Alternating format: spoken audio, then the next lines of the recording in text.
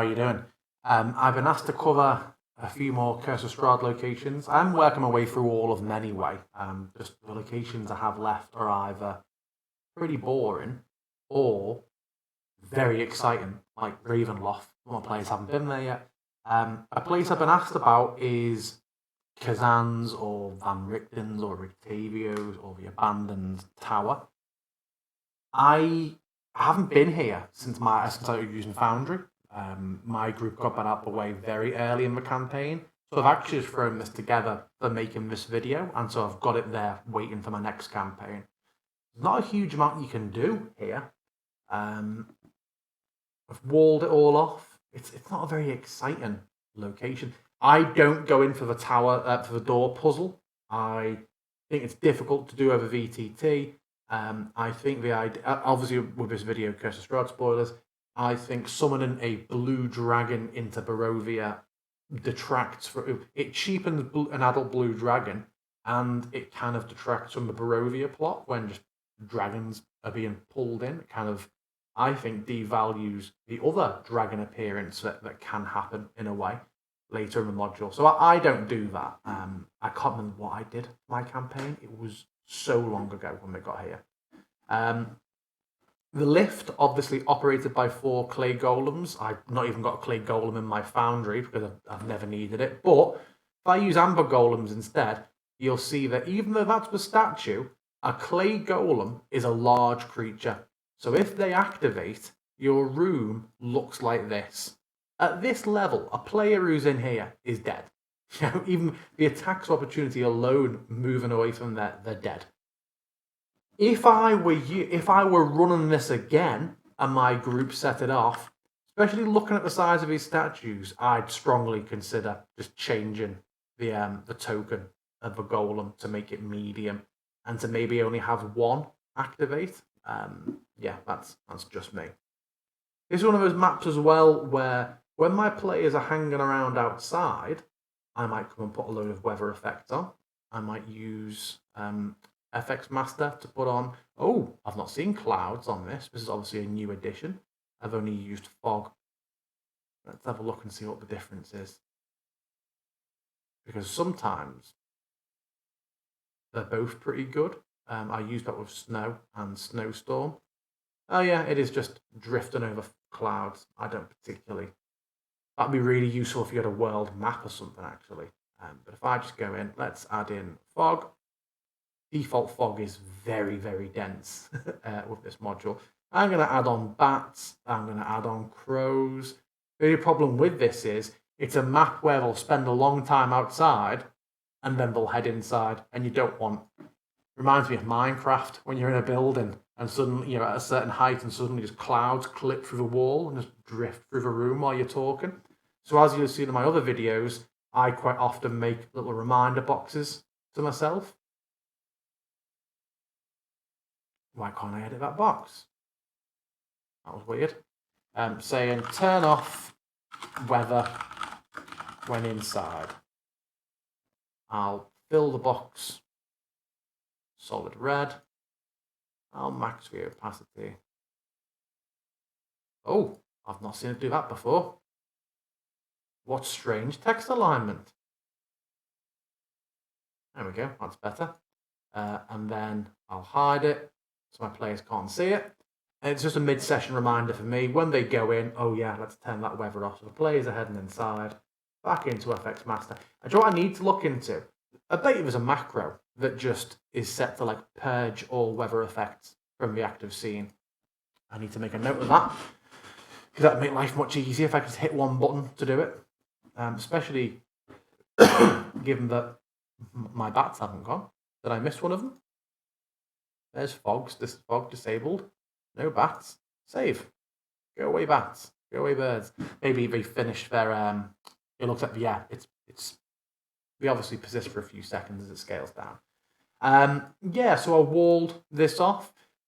Similar to my bone grinder video or my abandoned windmill video, I like to set a cage each floor in its own box, because what you don't want, I know there's no windows here, but you don't want a player looking down out of this window and seeing another building and it being a lower level of the building he was just in.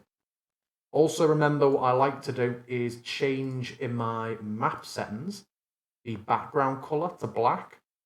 Then for your players, they can't tell where the scene canvas ends and Foundry begins. So it's very difficult for players to gauge, oh, do you know what? If we're 3 floors up and everybody says we're at the top of the building, but I can see from the map that it extends for like another floor's worth of map, there's obviously a secret level. There's a basement. I'm going to make a meta excuse to look around more. Same for like labyrinth maps or castles. If you can stop the players being able to see more, even good players will accidentally fall into those sort of, there's probably a bit more here. This helps with that. Next floor up, nothing to talk about. I've put windows in, I've put walls round. We have yet another. This is an exciting location for the conversations you have here with the NPCs you meet. It's not one for an exciting map in itself. And then we have top floor where I have Van Richten. I'm going to turn it to nighttime. Just show the lighting effects off. I've set a little candle on the table. It's a small room, so having too many light sources makes it really overwhelming, especially if the players are coming up. And if you look at the really good James RPG art for this place, which I absolutely love. This is the very first piece of James RPG art I saw, and I think it's still one of the best ones. It is phenomenal. You don't want it overloaded with lighting. So I like to just have a couple of little... Come on, let's load. There we go. So I got a little candle on the table. For the furnace, I put a light effect on, but then I changed the emission angle to have it not come out the back of the stove as well. Give it a bit more of a realistic effect. I wish there was a way to make that angle line a bit softer, but it is. I think it is already a blurred torchlight. It just doesn't like that angle. If you are a fan of Lunch Break Heroes, as I am, I had already ran this place when he did his video, but he had it so that the Buster, the statue in here, is basically a character, an NPC called Buster. British watchers of this video will recognise and respect that this is the talking head statue from Art Attack. I couldn't have anything else for Buster. So you can have that on here hidden. Players don't see it, just see a statue. When it starts talking, they realise it's sentient, or they ask it questions, you can then toggle it and you've got an NPC there in the corner.